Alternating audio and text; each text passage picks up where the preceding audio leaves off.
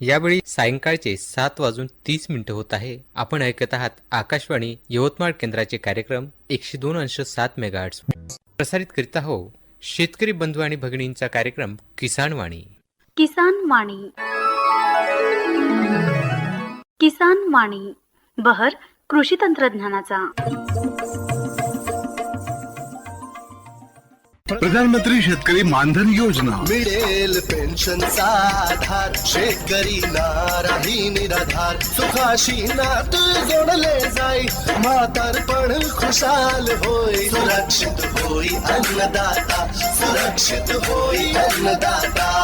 प्रधानमंत्री शेतकरी मानधन योजनेनं लघु आणि सीमांत शेतकऱ्यांचं भविष्य होईल सुरक्षित. आणि 60 वर्ष वयापासून 3,000 रुपयांची मासिक पेन्शन होईल सुनिश्चित. 55 रुपये ते 200 रुपयापर्यंत मासिक हप्ता देऊन प्रवेश करू शकतात 18 ते 40 वर्ष वयाचे शेतकरी. या अंशदायी योजनेत सरकार देईल बरोबरीचे योगदान. सर्व शेतकरी बंधू भगिनींनी या योजनेच्या लाभाकरिता जनसेवा केंद्रात जावे आणि आपले निशुल्क नोंदणीकरण करावे. प्रधानमंत्री शेतकरी मानधन योजना, अन्नदात्याच्या परिश्रमाचा आधार, पेन्शन त्याचं भविष्य सुरक्षित साकार. कृषी आणि शेतकरी कल्याण मंत्रालयातर्फे जनहितार्थ जारी.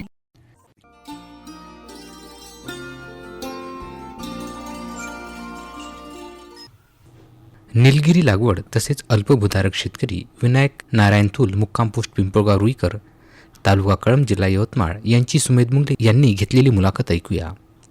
किसानवाणी या शेतकऱ्याच्या कार्यक्रमामध्ये आज आपल्या स्टुडिओमध्ये आलेले आहेत विनायक नारायण थूल, मुक्काम पोस्ट पिंपळगाव रुईकर, तालुका कळंब, जिल्हा यवतमाळ. ते एक अल्पभूधारक शेतकरी आहे आणि आपल्या शेतामध्ये ते कपाशी, तूर आणि सोयाबीन यासारखी पिके घेत असतात. तर चला तर त्यांचे अनुभव आणि त्यांनी जे शेतीमध्ये कुठली पिके घेतली याबद्दल जाणून घेऊया. नमस्कार विनायकजी. नमस्कार सर. विनायकजी, तुमच्याकडे शेती किती आहे? माझ्याकडे 4 एकर शेत आहे सर. 4 एकर शेती आहे. हो. या शेतीमध्ये मग कुठले पिकं घेता तुम्ही? मी आणि तूर आणि पराठी. तूर, पराठी हे पीक घेत असता? पीक घेत असतो. बरं. 4 एकर शेत म्हणजे अल्पभूधारकच झालं. अल्पभूधारक. याच्यामध्ये काय इरिगेशन वगैरे? इरिगेशन आहे ना. इरिगेशन म्हणजे धरणाचे पाणी असल्या कारणामुळे ते ओलीत चालूच आहे माझं. ओलीत चालू आहे. कॅनल वगैरे आहे? कॅनल वगैरे धुऱ्यानीच कॅनल आहे. बरं. तर शेती करतानाचे अनुभव कसे आहे तुमचे? आता पहिले आजपर्यंत मी एस टीमध्ये चालकाच्या पदावर होतो यवतमाळ डेपोला. आता शेवटी मी रिटायर झालो. बरं. मग मी ठरवलं की आता काय करायचं. हं. मग आपल्या आईवडिलाच्या हातची जमीन 4 एकर आहे, ते शेती वाहो बरं. म्हणून मी आता मी सध्या शेती वाहत आहे. बरं. पहिल्या वर्षी शेत केलं. मला का पीक उत्पन्न वगैरे काही झालेलं नव्हतं, समजत नव्हतं. नंतर मग लोकांचं ऐकून वगैरे लक्षात घेऊन आता माझी शेती वाढली आणि पीक उत्पन्न जास्त होत आहे. बरं. वेळोवेळी फवारणी, वेळोवेळी खत. बरं. थोडंसं मजूर आणि परेशानीमध्ये आहे. मजूर मिळत नाही. इकडून तुम्ही भेटलं तर त्यांना ॲटो करणं, ॲटोमध्ये बसवून नेणे, घरी आणणे, नेणे असं करावं लागते. वेळेवर मजूर मिळत नाही. वेळेवर मजूर मिळत नाही. अच्छा, त्याच्यामुळे थोडा त्रास होत आहे. त्रास होतो. त्रास सर. बरं. तुम्ही सांगितलं की तुम्ही चालक होता. मी एस टी चालक होतो. एस टी महामंडळामध्ये चालक होता. हो. तर ते सुद्धा अनुभव कसे होते तुमचे? एस टीची नोकरी छान आहे, सर्वात चांगली आहे. आपल्या हिशोबानं बस चालवायची, बस चालवणे, बस उभी करणे हे म्हणजे आपल्या इच्छावरच आहे. घाई गडबड न करता एस टी सुरक्षित चालवणे. बरं. सुरक्षित प्रवासी नेणे, सुरक्षित आणणे, अपघात न होतं हे काळजी घेणे. अच्छा. पण चालकाची नोकरी छान आहे. म्हणजे हे नियम तुम्ही पाळले? हो, पाळले. आणि प्रवाशांना सुरक्षित त्यांच्या ठिकाणी पोहोचवलं. जिथे हात दाखवला तिथे बस थांबवायची प्रवाशांसाठी. कारण की कोणी बिमार राहते, कोणी लग्नाला जाते, कोणी मैतेला जाते. बरं. त्या कारणामुळे कोणी हात दाखव, कुठे गाडी उभी करायची आणि त्यांना घेऊन बसमध्ये घेऊन आपलं समोर चालणे. अशी मी सर्व्हिस केली आहे. अच्छा. सर्व्हिसमधले अनुभव छान होते? हा, सर्व्हिसला अनुभव छान. माझी कामगिरी चांगली, ड्युटी चांगली. कधी माझ्या हाताने ॲक्सिडेंट वगैरे झालेला नाही आहे. आणि आतापर्यंत मी 34 वर्ष नोकरी केली, पण कधी अपघात वगैरे कोणाचा झाला किंवा गाडी घसाटा कधी लागलेला नाही. मला पैसे भरपूर सुद्धा मिळाले. कारण माझी वागणूक चांगली, ड्युटी कामगिरी चांगली. कधी म्हणजे असं माझं काम होतं. अच्छा. मग तुमची सर्व्हिस संपल्यावर तुम्ही शेतीकडे वळला? हो, सर्व्हिस संपल्यानंतर मग आता शेतीच पाहतो. शेती मग बरी वाटते का तुम्हाला? हो, आता शेती बरीच वाटत आहे. आता अनुभव येत आहे, त्याच्यामुळे आता शेती अनुभव चांगलाच वाटत आहे. अच्छा. कोण असते घरी तुमच्या? कारण माझी पत्नी आणि मी. अच्छा. मुलं बाळ वगैरे? मुली आहेत 2. 2 मुली आहेत? 2 मुली आहेत. बरं. शिकत आहे का? हो, शिकतात त्या मुली. अच्छा. मग तुम्ही दोघं जण शेतीमध्ये राबता. आम्ही दोघंही पती पत्नी शेतीमध्ये राहतो. अच्छा. आणि त्याच्यामध्ये मग उत्पन्न कधी होते कधी नाही होत? आता कधी होते कधी होत नाही, पण तो होते. त्यांची जी मेहनत केली आपण त्यांचं फळ आपल्याला मिळणंच आहे. बरं. आता मला पहिले सुरुवाती शेती केली तेव्हा मला 4 क्विंटल कापूस होत होता एका एकरामध्ये. आता मी थोडी मेहनत करत आहो, फवारणी वेळेवर, डवरणं नांगरण वखरण त्याचं जे काही आहे, आता मला 5 क्विंटल होते एकरी कापूस. अच्छा. म्हणजे वाढ आहे म्हणा. वाढ आहे, वाढ आहे. अच्छा. तर बरेचसे शेतकरी बांधव आहे हो सर. जे काही जणांना उत्पन्न होते तर काही ठिकाणी उत्पन्न होत नाही. नाही. तर तुमच्यासारखे म्हणजे अनुभव नसणारे व्यक्ती या म्हणजे शेती क्षेत्रामध्ये आले, शेती करत आहात, हो तर एक वेगळ्या पद्धतीची एक म्हणजे फील्ड होती ती तुमची. हो, हो. तिकडे चालकाची फील्ड, इकडे हो, हो, शेतीची. हो, हो, हो. दोन्ही परस्पर भिन्न होत्या. हो हो तरी हो. तुम्ही हार न मानता शेती करत आहात. नाही नाही नाही, हार नाही मानली मी. आणि शेतीमध्ये आणि आता मला इंटरेस्ट सुद्धा आहे आता शेतीमध्ये. म्हणजे हळूहळू तुमचा इंटरेस्ट पण वाढत चालला. हो, वाढत चालला. उत्पन्न मिळत आहे, उत्पन्न होत आहे, हो, होत आहे. त्याच्यामुळे तुमचा इंटरेस्ट इंटरेस्ट वाढत आहे. आणि तुमच्या पत्नी पण तुमच्यासोबत हो, माझ्यासोबतच राहते. शेतीमध्ये राबते. हो हो हो. मजुराची अडचण आहे. मजुराची अडचण आहे खूप. मजुराचा म्हणजे खूप त्रास आहे. मजूरच मिळत नाही. मजूर मिळत नाही. आणि मिळालं त्यांना शेतापर्यंत बस गाडी, घरी आणणे गाडी, नेणे गाडी, म्हणजे असा हालोच आहे त्यांचा. अच्छा. त्याच्यामुळे थोडं त्यांच्यामुळे अडचण परेशान निर्माण होते. अडचण निर्माण होत आहे. बरं विनायकरावजी, हा सर. तुम्हाला काही छंद वगैरे आहे का, आवड वगैरे? हो, मला गाण्याची फार आवड आहे. गाणे ऐकता तुम्ही? हो हो, खूप. म्हणजे गाणे म्हणजे फारच आवड का फारच लहानपणापासून आवड आहे. बरं. शेतीमध्ये सुद्धा गाणे ऐकता? हो हो हो, शेतीमध्ये सुद्धा मी हो हो मी असाही तोंडामधून शब्द गाणे म्हणतच राहतो. बरं. तर या वळणावर तुम्हाला कुठलं गीत ऐकायला आवडेल? मला माझ्या आवडतीचं गाणं म्हणजे माळ्याच्या माळ्यात कोणगोबी राखण करते मेरावती. अच्छा. सोंगाड्या. सोंगाड्या चित्रपटातील हे शेतकरी गीतच शेतकरी गीत तुम्हाला ऐकायचं हो आहे? हो. तर ठीक आहे. तर तुमच्या आवडीचं ऐकूया हे छानसं गीत. हो सर. माळ्याच्या माळ्यामध्ये कोण ग उभी.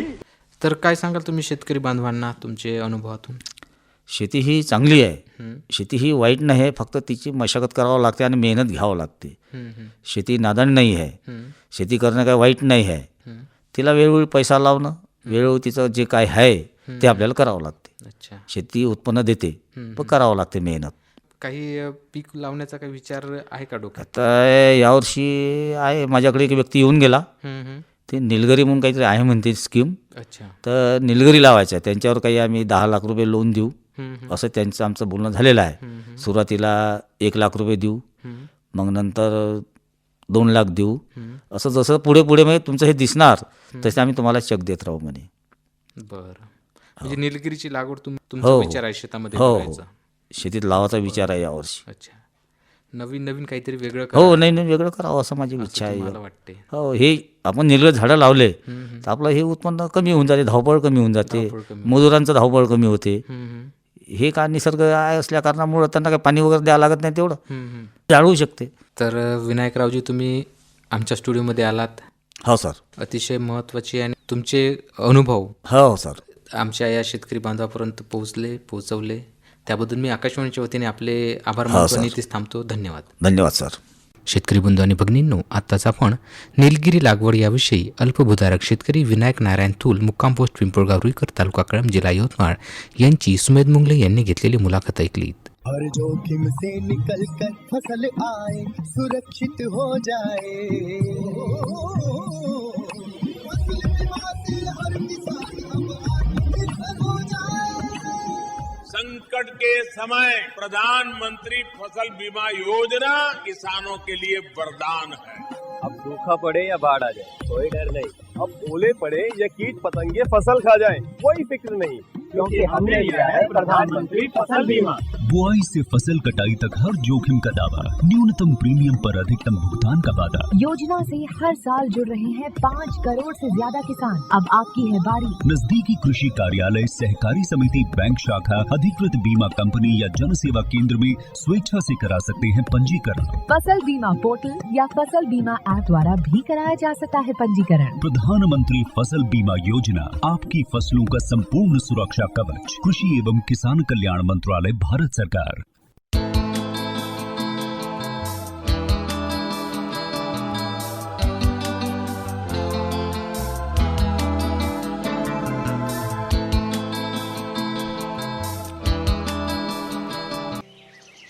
शेतकरी बंधू आणि भगिनींनो, जागतिक किडनी दिनानिमित्त किडनी विकार आणि घ्यावयाची काळजी याविषयी किडनी रोगतज्ञ डॉक्टर आशिष तावडे यांची मंगला माळवे यांनी घेतलेली मुलाखत ऐकूया. श्रोते हो नमस्कार. श्रोते हो, तुम्हाला ठाऊक आहे की दिनांक 12 मार्च हा दिवस जागतिक किडनी दिवस म्हणून आपण सर्वत्र पाळतो आणि साजरा करतो. किडनी हा मानवी शरीरातील अतिशय महत्त्वाचा अवयव आहे. त्यामुळे त्याच्या बाबतीत सजग राहणं, किडनीच्या आरोग्याबाबतीत नेहमी काळजी घेत राहणं हे अगत्याचं आहे.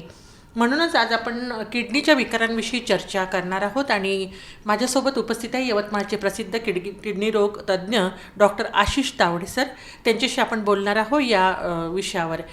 डॉक्टर साहेब नमस्कार, तुमचं स्वागत आहे. नमस्कार सर. पहिला प्रश्न हा आहे की तुमच्याकडे खूप पेशंट येतात, सामान्यतः किडनीच्या कोणत्या तक्रारी सांगतात?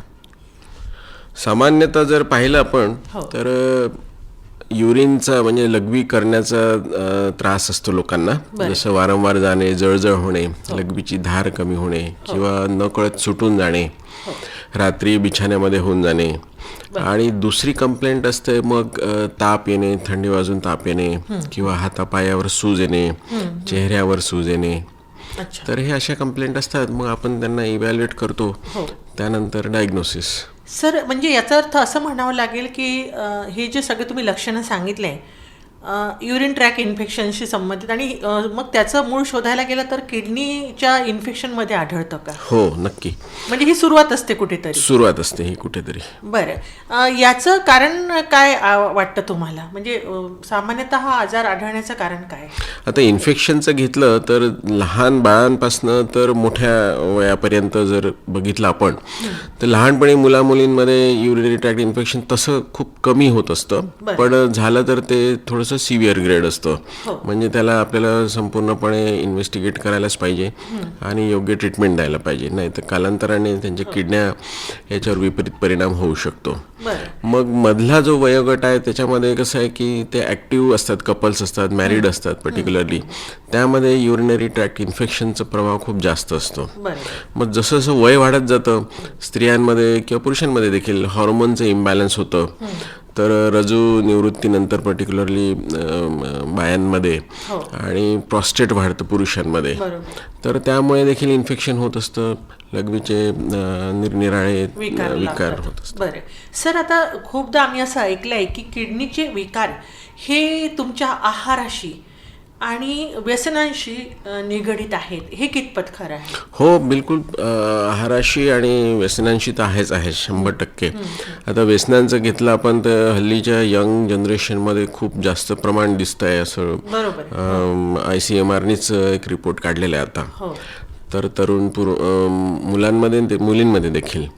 तर पर्टिक्युलरली याच्यामध्ये सगळ्यात सिव्हिअर आता ड्रग्जही आपल्याकडे आहेत, मिळायला लागलेत.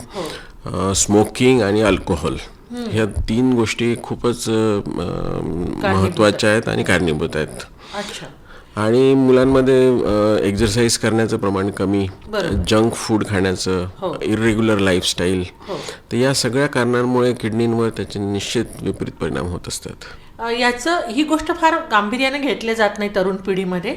जसे तुम्ही उल्लेख केला की मैदानी खेळ, एक्झरसाईज आणि तुमचं जे आहार विहार आहे हा आता बैठी जीवन पद्धती झालेली आहे. पाण्याचं इंटॅक्ट पण कमी असतं, पाणी कमी पिलं जातं आणि तुम्ही जसं सांगितलं जंक फूड खाल्लं जातं. तर ही जी सवय ही लहान मुलांना सुद्धा घातक ठरते का सर? हो, यामध्ये काय असतं नाही का, आवडलं पाहिजे म्हणून काहीतरी ॲझिनोमोटो आणि सोडियम काहीतरी ते टाकतात, ज्याने की आपल्याला त्याचं सॉर्ट ऑफ ॲडिक्शन होतं आणि ते आपण खात राहतो, पर्टिक्युलरली यंग मुलं आणि हे. तर यामध्ये काय असतं की भरपूर प्रमाणात फॅट असतं, ट्रायग्लिसराईड असतं, कोलेस्ट्रॉल असतं, जे आपल्याला नको आहे ते पदार्थाचं जास्त प्रमाण असतं. त्यामुळे लठ्ठपणा वाढतो आहे आणि जास्त लठ्ठपणाचे जे सेकंडरी प्रमाण होत असतं, जसं डायबिटीज आहे, बीपीचा त्रास आहे, आर्थरायटिस आहे, हे जास्त वाढायला लागलं आजकाल. बरोबर सर, आपण तर आता डॉक्टरांकडे तर त्वरित संपर्क करायला पाहिजे जेव्हा तुम्हाला तक्रारी उद्भवतात. पण जेव्हा घरी ह्या तक्रारी उद्भवतात किंवा सुरुवात झालेली असते तर नेमकं कोणत्या गोष्टीवर कॉन्सन्ट्रेट करावं? म्हणजे कसं होतं, लघवीचा रंग बदलतो किंवा लघवीला विशिष्ट वास येतो, काय समजावं की नॉर्मल आणि अबनॉर्मल काय आहे?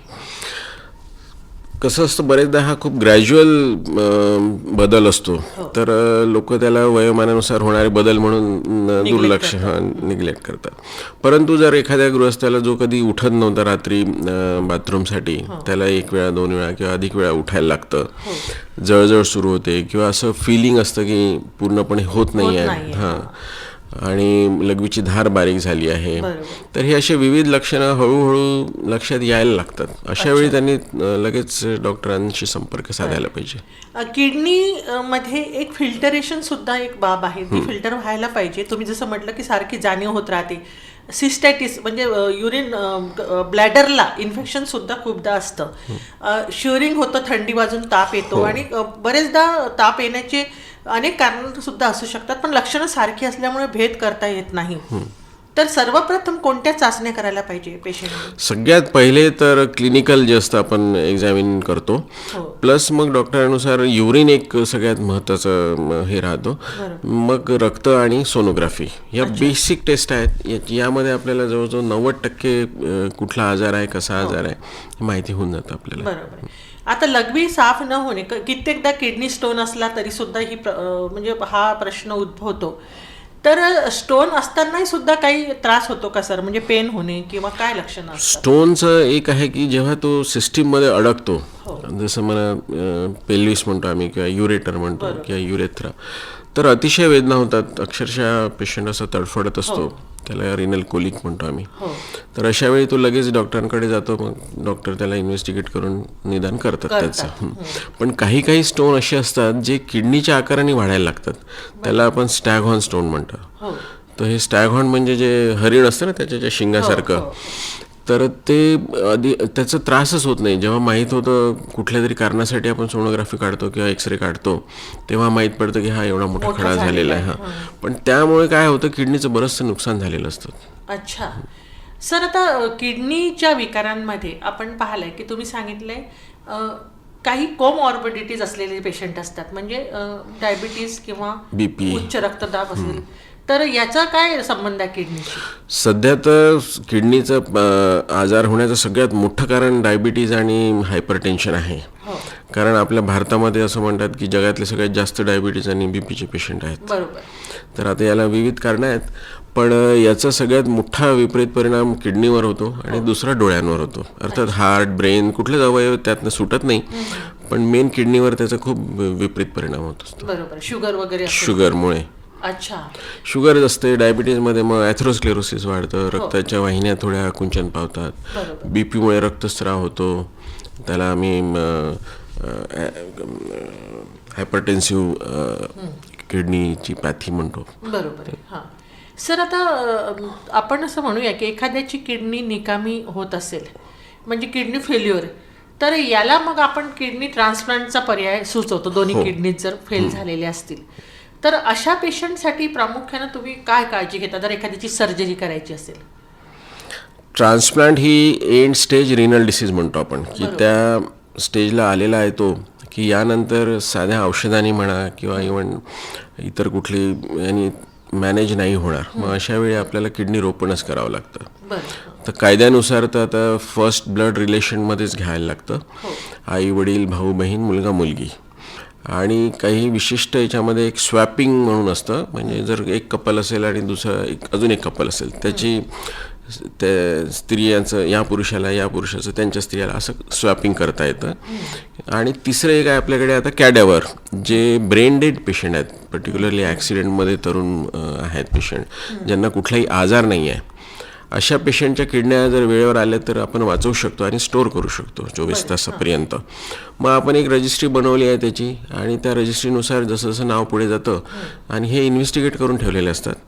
तर जे किडनी सूट होते त्यांना आपण बोलवतो आणि त्याने याला कॅडॅवर रिनल ट्रान्सप्लांट म्हणतो. जसं आपण नेत्रदानाचा संकल्प करतो तसं मग आता जसं तुम्ही म्हटलं ब्रेन डेड पेशंट आहे, तर त्याला जर किडनी त्याची घ्यायची असेल तर काय प्रोसिजर आहे? म्हणजे ते अवयवदानाचा एक फॉर्म असतो, ते आता मध्ये अशी बरीच मोठी चळवळी सुरू झाली होती, प्रत्येक जणच आपलं अवयवदान करत होतं. तर सगळ्यात मग डोळ्याचं जे होतं कॉर्नियर, याच्यासाठी तर सगळ्यात जास्त राहतं. पण आता लोक लिव्हर, किडनी, हृदय, लंग्स, इंटेस्टाईन, पॅनक्रियास सगळेच अवयव आपण दान करू शकतो. बरोबर आहे.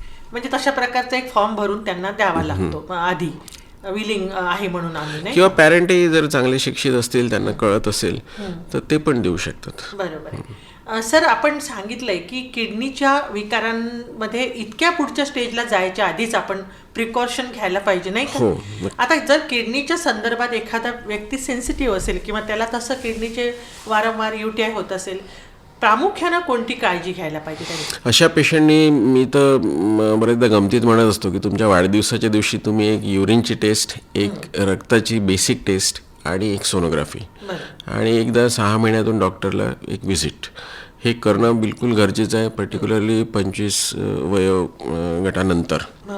आणि फॅमिलीमध्ये जर BPचा त्रास असेल, डायबिटीसचा असेल किंवा किडनीचा त्रास असेल कोणाकडे, किंवा लहानपणी कोणाला ग्लोमेरुलोनेफ्रायटिस किंवा अशा पॅथी झाल्या असेल, अशा पेशंटनी नियमित 6-6 महिन्यांनी चेकअप ठेवलं तर आपण बऱ्याच अंशी नॉर्मल लाईफ देऊ शकतो पेशंटला आणि त्याला किडनी ट्रान्सप्लांटपासूनही वाचवू शकतो. अच्छा. आता तुम्ही सांगितलंय सर की किडनीच्या रुग्णांनी सजग राहणं गरजेचं आहे, पण सजग केव्हा राहतील? जेव्हा त्यांना माहीत असेल की हा अवयव किती महत्त्वाचा आहे. शरीरामध्ये काय कार्य असतं किडनीचं नेमकं? किडनीचे तसे पाहिले तर प्रामुख्याने आपलं फिल्ट्रेशन असतं. रोज म्हणजे एका मिनिटाला 180 लिटर किडनी हे आपल्या दिवसभरात फिल्टर करत असते. ब्लड इतकं फिरत असतं ब्लड आपल्या किडनीतनं आणि साधारण 1.8 लिटरच युरिन होते, म्हणजे 1% फक्त. तर 99% त्याचं फिल्ट्रेट किडनी ॲब्झॉर्ब करून घेतं, त्यामुळे आपल्या बॉडीचं हायड्रेशन मेंटेन होतं. दुसरं एक असतं ॲसिड बेस बॅलन्स असतं की आम्ल आहे की हे आहे ॲसिड आहे. तिसरं सगळ्यात महत्त्वाचं आहे ब्लड प्रेशर मेंटेनन्स. हे ब्लड प्रेशर मेंटेनन्स किडनीद्वाराच होत असतं शरीरामध्ये. आणि जे काय आपल्या शरीरामध्ये अहितकारी घटकं होत असतात, टॉक्सिक मटेरियल आहे, वेस्ट प्रॉडक्ट्स आहेत, ते युरिनद्वारे बाहेर फेकण्याचं महत्त्वाचं काम असतं किडनीचं. बरोबर आहे. म्हणजे जर किडनीनी काम करणं हळूहळू थांबवलं तर ते विष तुमच्या शरीरातच राहणार, नाही का? बिलकुल. आपण क्रिएटिनाइन आणि युरिया वाढतं जे म्हणतो, हे 2 घटक जर वाढत असतील तर तुम्ही नक्कीच सजग व्हायला पाहिजे, नाही का? सावध व्हायला पाहिजे. याचे विपरीत परिणाम ब्रेन पासून तर प्रत्येक अवयवावर होतात. बरोबर. म्हणजे किडनी हा फार महत्त्वाचा अवयव शरीरामध्ये आहे. आजच्या या किडनी दिवसानिमित्त काय संदेश द्याल सर आपण श्रोत्यांना?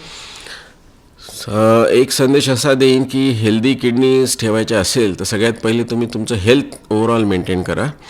घरामध्ये फॅमिली हिस्ट्री असेल काही आजाराची तर त्यासाठी पहिलेपासूनच रेग्युलर चेकअप करायचं, ॲटलिस्ट वन्स अ इयर. आणि लाईफस्टाईल चेंज करा जर काही ओबेसिटी असेल किंवा खूपच सिडेंटरी जे आता बैठक करणारे जास्त असतात. आणि BP असेल, डायबिटीज असेल तर हा स्ट्रिक्टली कंट्रोल असला पाहिजे आणि थोडंसं व्यसनांपासून थोडंसं दूर राहिलेलं, जपून राहिलेलं बरं. बरोबर. सर, शेवटी एक विचारेल की आज योगाकडे फार केंद्र शासनाने लक्ष वेधलेलं आहे.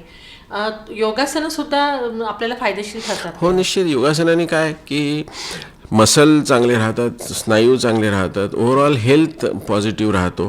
त्याच्यामुळे तो नॅचरलीच आपल्या तब्येतीबाबत थोडासा सजग होऊन जातो आणि स्वतःच काळजी घ्यायला लागतो. त्याच्यामुळे ओव्हरऑल त्याचा सेकंडरी इफेक्ट किडण्यांवर काही सगळ्याच अवयवावर होतो. मग बरोबर आहे. म्हणजे ओव्हरऑल हेल्थ आपली मेंटेन राहतेच. तर श्रोते, आज आहे जागतिक किडनी दिवस आणि या दिवसाच्या निमित्तानं आपलं आरोग्य आणि किडनी याचा काय संबंध आहे, मूत्रपिंडाचं आरोग्य चांगलं राखण्यासाठी माणसांनी काय करायला पाहिजे, किती सजग असायला पाहिजे, याविषयी आपण चर्चा केली डॉक्टर आशिष तावडे सरांशी. सर, तुम्ही आलात आणि आकाशवाणीसोबत आपले अनुभव वाटून घेतले. मी आकाशवाणीच्या वतीनं आभार मानते. नमस्कार. नमस्कार, धन्यवाद. तर शेतकरी बंधू आणि भगिनींनो, आताच आपण जागतिक किडनी दिनानिमित्त किडनी विकार आणि घ्यायची काळजी याविषयी किडनी रोगतज्ञ डॉक्टर आशिष तावडे यांची मंगला माळवे यांनी घेतलेली मुलाखत ऐकली. शेतकरी बंधू आणि भगिनींनो, यानंतर कार्यक्रमात ऐकूया एक महत्त्वाची माहिती. PM किसान सन्मान निधी योजनेचा 22वा हप्ता 13 मार्च 2026 रोजी जमा होणार आहे. पंतप्रधान नरेंद्र मोदी गुवाहाटी, आसाम येथून 9 कोटीहून अधिक पात्र शेतकऱ्यांच्या बँक खात्यामध्ये थेट ₹2000 जमा करणार आहेत. किसान सन्मान योजनेमुळे शेतकऱ्यांना मोठा दिलासा मिळणार आहे. या योजनेअंतर्गत 32 लाख लाभार्थी पात्र होतील. माहिती संपली. शेतकरी बंधू आणि भगिनींनो, यानंतर कार्यक्रमात ऐकूया कृषी उत्पन्न बाजार समिती यवतमाळ यांच्याकडून प्राप्त दैनंदिन बाजारभाव. सोयाबीन 4,500 ते 5,300 रुपये प्रति क्विंटल, हरभरा 4,800 ते 5,160 रुपये प्रति क्विंटल. तर शेतकरी बंधू आणि भगिनींनो, आताच आपण कृषी उत्पन्न बाजार समिती यवतमाळ यांच्याकडून प्राप्त दैनंदिन बाजारभाव ऐकलेत. तर शेतकरी बंधू आणि भगिनींनो, पुन्हा भेटूयाच पुढील कार्यक्रमामध्ये. तोपर्यंत मी सुमेध मुंगले घेतो आपली रजा. नमस्कार. माहितीचं वावर किसान वाणी.